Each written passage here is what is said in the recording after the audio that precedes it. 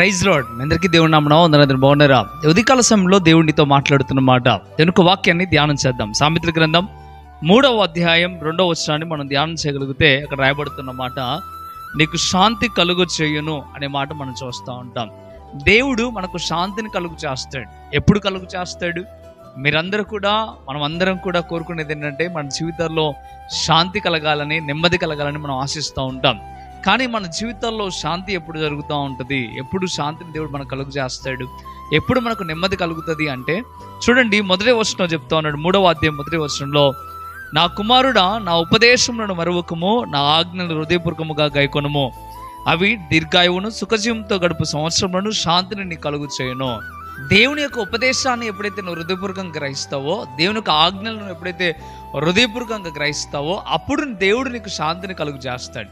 శాంతి కలిగి ఉండాలంటే సరిపోలే, శాంతిని పొందుకోవాలంటే ఆలోచన కలిగి ఉన్నంత మాత్రాన, ఇష్టం కలిగి ఉన్నంత మాత్రాన సరిపోలేదు. కానీ ఎప్పుడు మనకు శాంతి కలిగిద్దయ్యా అంటే దేవుని ఉపదేశాన్ని విన్నప్పుడు, అలాగే దేవుని ఆజ్ఞలను అనుసరించి నడిచినప్పుడు. ప్రేమిడి తింటారా? దేవుని మాట వినడానికి ఇష్టపడండి, దేవుని ఆజ్ఞల ప్రకారం బ్రతకడానికి ఇష్టపడండి. దేవుడు తప్పక నెమ్మదిని, శాంతిని మన జీవితంలో ఉంచుతాడు.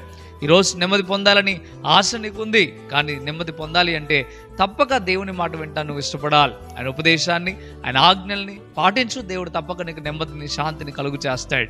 మంచిది, శాంతి మీకు కలగాలంటే ఏం చేయాలో దేవుడు ఈరోజు మాట్లాడి ఉన్నాడు. దయచేసి ఆలోచించండి, అర్థం చేసుకోనండి.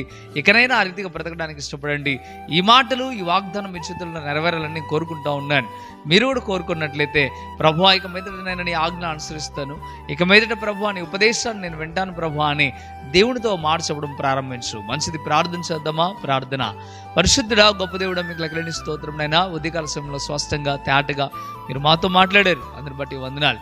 శాంతిని కలుగు చేస్తామని మీరు చెప్తా ఉన్నారు. ఎవరైతే నా మాట వింటారో, ఎవరైతే నా ఉపదేశాన్ని అంగీకరిస్తారో, ఎవరైతే నా ఆజ్ఞలను ఫాలో అవుతారో, వారికి నేను శాంతిని అనుగ్రహిస్తాను మీరు చెప్తా ఉన్నారు. ప్రభువా, ఈ వాగ్దానం వింటున్న ప్రతి ఒక్కరి జీవితంలో శాంతి కలుగును గాక. మీరు వారిని బలపరిచి స్థిరపరచమని, మేలుతో నింపమని యేసు నామములో మిక్కిలి బతిమిలాడి పెట్టుకుంటున్నాం తండ్రి. ఆమేన్, ఆమేన్. ప్రియమైన మిత్రులారా, ఈ మాటల ద్వారా దేవుడు మిమ్మల్ని బలపరిచినట్లయితే తప్పక ఈ వాగ్దానాన్ని లైక్ చేయండి, అనేక మందికి షేర్ చేయండి.